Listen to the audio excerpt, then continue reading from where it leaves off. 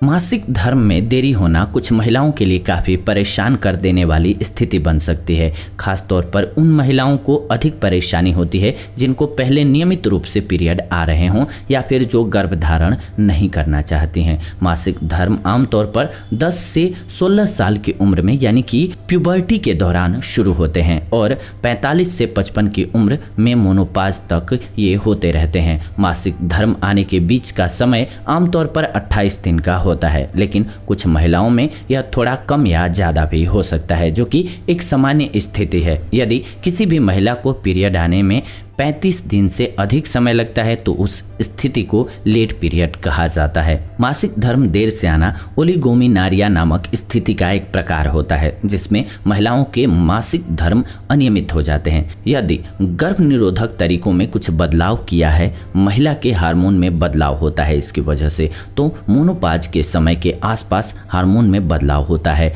या फिर कुछ प्रकार के एक्सरसाइज की वजह से भी ऐसा होता है जो कि ओलिगोमेनोरिया का कारण बन सकता है और इस वजह से उनको मासिक धर्म संबंधी समस्याएं होने लगती हैं। यदि पीरियड देर से आने की समस्या प्यूबर्टी के दौरान या फिर मोनोपाज की उम्र के आसपास हो रही है, यानी कि 50 से 55 के आसपास हो रही है, तो उसका इलाज करवाने की ज़रूरत नहीं होती है। हालांकि अगर गर्भधारण की उम्र में मासिक धर्म में देरी हो रही है तो डॉक्टर से इस बारे में बात जरूर कर लेनी चाहिए। पीरियड लेट होने के लक्षण क्या होते हैं? सबसे पहले आइए जानते हैं कि लेट पीरियड के लक्षण क्या होते हैं, कैसे पहचानेंगे। जैसा कि हमने आपको बताया कि किसी भी महिला में सामान्य रूप से मासिक धर्म होने की अवधि 28 दिन की होती है। हालांकि अलग अलग शारीरिक स्थितियों के अनुसार 24 से 35 दिन की अवधि में मासिक धर्म हो जाना एक सामान्य स्थिति मानी जाती है। ज़्यादातर महिलाओं को एक साल में 11 से 13 मासिक धर्म होते हैं। हालांकि मासिक धर्म के दौरान आमतौर पर 5 दिनों तक ब्लीडिंग होती है, लेकिन कुछ महिलाओं में सिर्फ 2 दिन तक ही ब्लीडिंग होती है,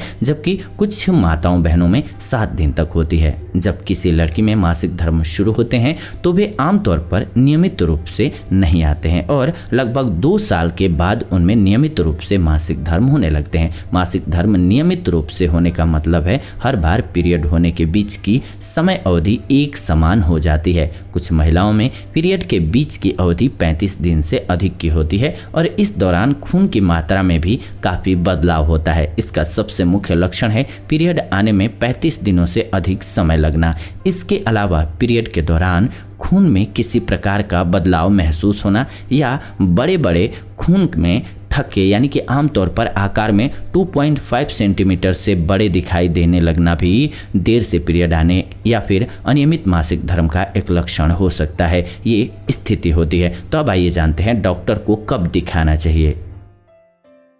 यदि आपको लगता है कि आपको मासिक धर्म होने में सामान्य से अधिक समय लगता है तो डॉक्टर से बात कर लेनी चाहिए। डॉक्टर परीक्षण करके पता लगा सकते हैं कि आपको किस कारण से मासिक धर्म में देरी हो रही है। यदि आप पिछले कुछ मासिक धर्मों की सटीक तारीख डॉक्टर को बता सकती हैं तो डॉक्टर को स्थिति का पता लगाने में काफ़ी मदद मिल सकती है। इसके अलावा यदि आपको कुछ लक्षण महसूस होते हैं जो कि हम आपको बताने जा रहे हैं तो आप जल्द से डॉक्टर को दिखा लीजिए। नमस्कार, आप देख रहे हैं जीवन जीने की कला चैनल। साधारण रूप से अधिक खून आना, बुखार होना, मितली और उल्टी होना, 7 दिनों से अधिक समय तक ब्लीडिंग होना, मोनोपाज होने के बाद पीरियड होना, खासतौर पर जब आपको मासिक धर्म हुए 1 साल हो गया हो, तब आपको तुरंत दिखाना चाहिए, टेस्ट कराना चाहिए।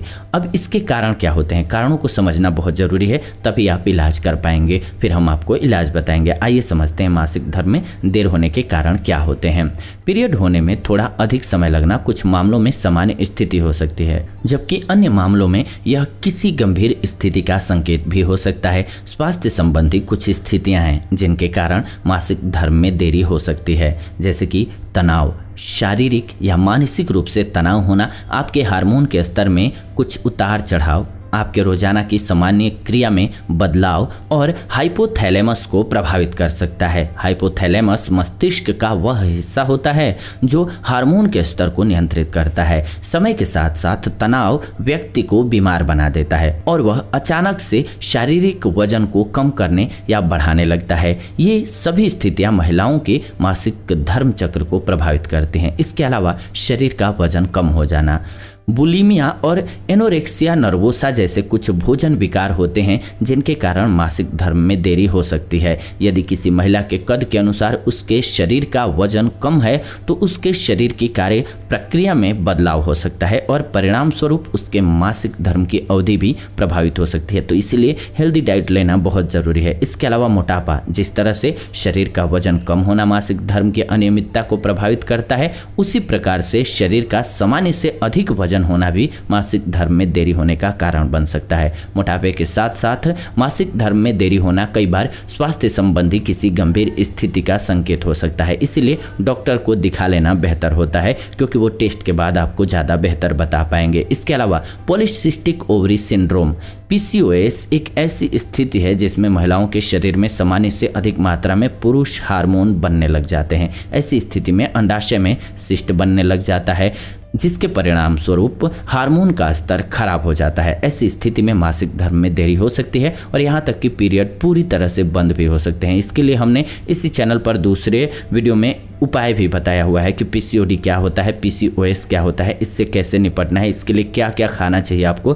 क्या क्या नहीं खाना चाहिए, तो ये ठीक हो जाएगा। पूर्णतः हमने बताया हुआ है। इसी चैनल पर दूसरे एपिसोड में जाकर के जरूर देखिए। फिलहाल हम बात कर रहे हैं मासिक धर्म के संबंध में। इसका एक और कारण है अर्ली पेरीमेनोपाज। जी हाँ, ज़्यादातर महिलाओं को 45 से 55 की उम्र में मोनोपाज होता है। जिन महिलाओं को 40 साल की उम्र में या फिर उससे भी पहले मोनोपाज के लक्षण विकसित होने लगते हैं तो इस स्थिति को पेरीमोनोपाज कहा जाता है। इसका मतलब है कि महिला के शरीर में मौजूद अंडे जल्दी खत्म हो गए हैं, जिसके परिणाम स्वरूप पीरियड्स आने में देरी होने लगती है और अंत में मासिक धर्म होना बिल्कुल बंद हो जाता है। इसके अलावा थायराइड संबंधी समस्याएं, थायराइड ग्रंथि का ओवर एक्टिव या फिर अंडर एक्टिव होना भी मासिक धर्म में देरी का कारण हो सकता है। थायराइड ग्रंथि शरीर के मेटाबॉलिज्म को नियमित रखती है, इसीलिए थायराइड संबंधी समस्याओं में हार्मोन भी प्रभावित हो सकते हैं। हार्मोन प्रभावित होने के परिणाम स्वरूप मासिक धर्म में देरी होना एक आम समस्या बन जाती है। इसके अलावा दीर्घकालिक रोग, जी हाँ, लंबे समय तक रहने वाले कुछ रोग ऐसे भी होते हैं जो मासिक धर्म चक्र को प्रभावित कर सकते हैं, जैसे कि डायबिटीज और सीलिएक रोग इत्यादि। ये सभी परेशान करते हैं। ब्लड शुगर में किसी भी प्रकार का बदलाव होना भी हार्मोन संबंधी परिवर्तनों से संबंधित हो सकता है जो कि मासिक धर्म के चक्र को अनियमित कर सकता है। इसके अलावा सीलिएक रोग सूजन और जलन जैसे प्रभाव पैदा कर सकते हैं, जिसके कारण छोटी आंत क्षतिग्रस्त हो सकती है। छोटी आंत प्रभावित होने के कारण आपका शरीर भोजन से आवश्यक पोषक तत्वों को अवशोषित नहीं कर पाता है और परिणाम क्या होता है इसका, मासिक धर्म में देरी हो सकती है। इसके अलावा गर्भ निरोधक, ये भी एक बहुत बड़ी वजह है, खास करके आज की डेट में। कुछ प्रकार के गर्भ निरोधक तरीके, खासतौर पर जो हार्मोन से संबंधित होते हैं, वे मासिक धर्म में देरी का कारण बन सकते हैं। कुछ विशेष प्रकार की गर्भ निरोधक गोलियां एक सीमित समय के लिए प्रोजेस्टेरोन और एस्ट्रोजन हार्मोन का संयोजन प्रदान करती हैं, जिसके बाद कुछ दिन तक शरीर में हार्मोन स्रावित नहीं होते हैं।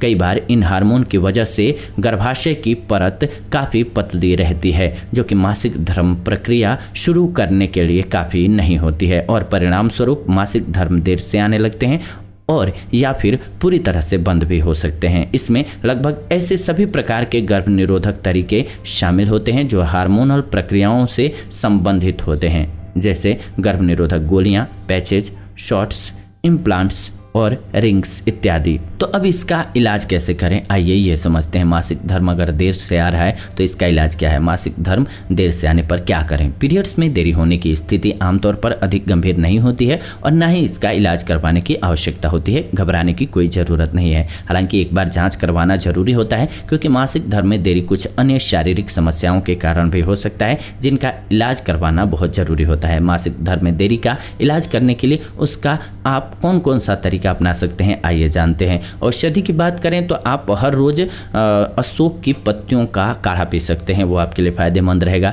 या फिर जब आपको देर हो रहा हो पीरियड आने में तो या फिर दर्द भी हो रहा हो तो आप एक और उपाय अपना सकते हैं, अजवाइन के पानी का सेवन कर सकते हैं, जो कि आपके लिए फायदेमंद होगा। वो हमने आपको दूसरे एपिसोड में बताया हुआ है, जरूर देखिए जा करके। लेकिन आइए समझते हैं क्या होता है ये और किस वजह से कंट्रोल कर सकते हैं, कैसे कैसे। तनाव और भोजन संबंधी सबसे पहले अगर आप आप में विकार हैं तो उन्हें पहचानिए, दूर कीजिए, आपकी समस्या खुद ठीक हो जाएगी। यदि आपको भावनात्मक तनाव, भूख न लगना, ज़्यादा भूख लगना और अचानक से वजन घटने जैसे लक्षण होते हैं तो मासिक धर्म में देरी हो जाती है और ऐसी स्थिति को आपको साइकोलॉजिकल थेरेपी की मदद से दूर करना चाहिए। इसमें मुख्य रूप से रिलैक्सेशन टेक्निक का इस्तेमाल किया जाना चाहिए। स्ट्रेस मैनेजमेंट और डॉक्टर द्वारा दिए गए कुछ अन्य सुझाव इत्यादि इसमें शामिल होते हैं। इसमें सबसे ज़्यादा मायने रखता है कि आपका अपने घर के लोगों के साथ रिलेशन कैसा है, खास करके हस्बैंड के साथ, इस पर डिपेंड करता है। अगर स्थिति सामान्य है तो फिर दिक्कत नहीं होती है, अगर रिश्ते तल्ख चल रहे हैं तो प्रॉब्लम हो सकती है। इसके अलावा PCOS और मोटापा, पॉलीसिस्टिक ओवरी सिंड्रोम की स्थिति में मासिक धर्म जैसी समस्याओं का इलाज करने के लिए डॉक्टर मरीज का शारीरिक वजन कम करने पर ध्यान देते हैं। सामान्य वजन होने पर शरीर को अधिक इंसुलिन बनाने की आवश्यकता नहीं पड़ती है। ऐसा होने पर टेस्टोस्टेरोन हार्मोन का असामान्य रूप से बढ़ा हुआ स्तर कम हो जाता है और मासिक धर्म की प्रक्रिया में सुधार होता है। इसलिए कभी भी अपने वजन को ज़्यादा न होने दें, क्योंकि वो बहुत सी बीमारियों का जड़ होता है हमारे शरीर में। इसके अलावा थायराइड संबंधी समस्याएं, यदि थायराइड संबंधी समस्याओं के कारण पीरियड्स में देरी हो रही है तो इस स्थिति का इलाज करने के लिए doctor radio active iodine therapy या फिर सर्जरी इत्यादि की मदद लेते हैं। इसके अलावा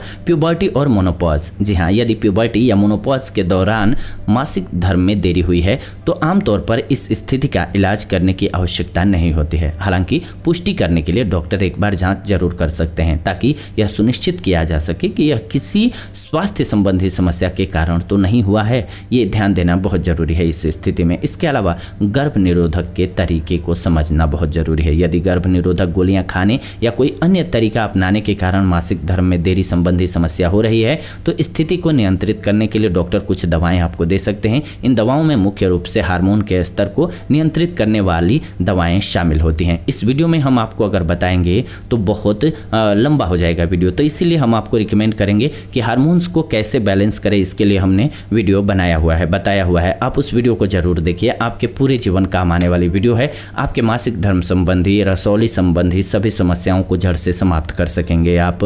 वैसे तो समझ लीजिए कि आपके लिए अशोक की पत्तियों का जूस पीना, चाय पीना काफ़ी फायदेमंद रहेगा, या फिर आपके लिए अजवाइन के पानी का सेवन बहुत फायदेमंद रहेगा, आंवला बहुत फायदेमंद रहेगा। इसके अलावा हमने उस एपिसोड में पूर्णतः डिस्क्राइब करके बताया हुआ है क्या मात्रा होनी चाहिए, कैसे लेना है, कितनी मात्रा लेना है, आप PCOS में क्या खाना चाहिए, क्या नहीं खाना चाहिए, वो भी देख लेंगे तो भी समझ में आएगा। तो वहीं से आपकी प्रॉब्लम पूर्णतः सोल्व हो जाएगी। अगर आपने दिनचर्या को सोल्व कर लिया, सही कर लिया, खान पान को सही कर लिया तो ये सभी समस्याएं खुद ब खुद भी खत्म हो जाएंगी। मासिक धर्म की कोई भी समस्या है तो आप इस चैनल पर जा करके प्लेलिस्ट में जरूर देखिए और बने रहिए हमारे साथ। कोई समस्या है तो लिख भेजिए कमेंट्स के माध्यम से, हम जरूर उस पर वीडियो बना देंगे। अगर वीडियो लगता है आपको कि इस चैनल पर नहीं है तो वैसे तो सभी वीडियो हैं, आप प्लेलिस्ट में जाएंगे तो मिल जाएंगे। उम्मीद करते हैं आपको वीडियो पसंद आई होगी, समझ में आई होगी। अगर न समझ में आई हो तो वहाँ पर पूछ लीजिए, कमेंट्स कर लीजिए, हम जरूर बताएंगे। फिलहाल आज के इस वीडियो को इतना ही रखते हैं, विदा लेते हैं आज की इस वीडियो से। लेकिन जाते जाते आप सभी से रिक्वेस्ट है कि प्लीज़ वीडियो को लाइक कीजिए, शेयर कीजिए व्हाट्सएप पे, फेसबुक पे, अपने फैमिली मेंबर्स के साथ, दोस्तों के साथ, सोशल मीडिया पे,